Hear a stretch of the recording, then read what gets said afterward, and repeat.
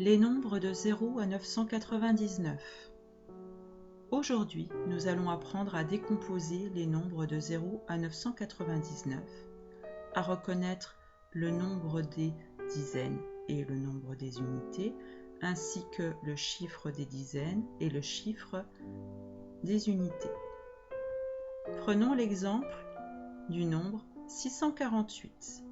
Lorsqu'on le place dans un tableau de numération, il y a 6 centaines, 4 dizaines et 8 unités. 10 unités représentées par 10 petits cubes forment une dizaine représentée par un bâton.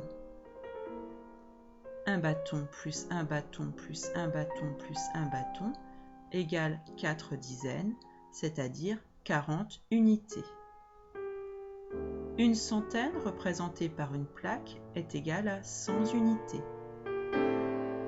Une centaine plus une centaine plus une centaine plus une centaine plus une centaine plus une centaine, c'est égal à 100 plus 100 plus 100 plus 100 plus 100 plus 100 égale à 600. 6 centaines égale 600 unités. 6 centaines égale 600 unités. 4 dizaines égale 40 unités et nous avons 8 unités dans la colonne des unités. 600 plus 40 plus 8 est égal à 648. Attention, il ne faut pas confondre nombre de et chiffre de. Dans 648, le chiffre des unités est celui qui est dans la colonne des unités, c'est-à-dire 8. Par contre, le nombre des unités correspond au nombre tout entier, 648. Vous avez compris? Alors on passe aux dizaines. 100, c'est égal à 10 dizaines. 10 dizaines plus 10 dizaines plus 10 dizaines plus 10 dizaines plus 10 dizaines plus 10 dizaines, nous avons 60 dizaines, 4 dizaines dans la colonne des dizaines. Cela nous donne 60 dizaines plus 4 dizaines égale 64 dizaines.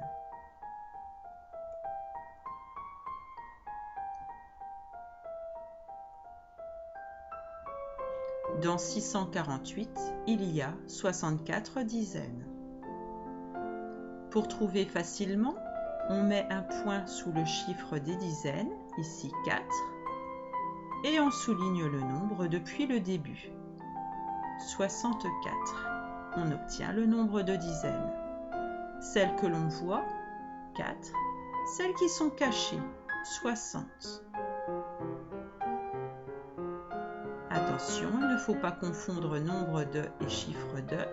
Le chiffre des dizaines est celui qui est dans la colonne des dizaines, c'est le 4, alors que le nombre des dizaines est 64. À demain en classe les enfants.